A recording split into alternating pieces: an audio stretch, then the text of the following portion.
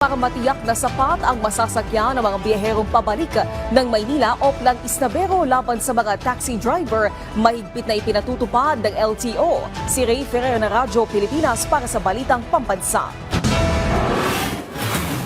Mahigpit nang ipinatutupad ng Land Transportation Office NCR ang Oplan Isnabero laban sa mga taxi driver na mamimili o tatangging magsakay ng pasahero. Ito ay dahil pa rin sa inaasahang pag-uwi ng mga bakasyonista mula sa probinsya matapos ang Semana Santa.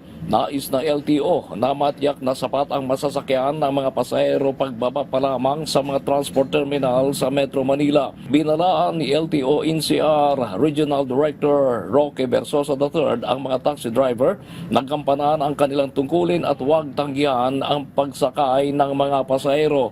Tiniyak ng LTO na maharap sa kaparusahan ang mga taxi driver na lalabag dito. Sa ilalim ng Joint Administrative Order No. 2014-01, ang pagtanggi na maghatid ng mga pasahero ay may parusang multa mula 5,000 hanggang 15,000 piso.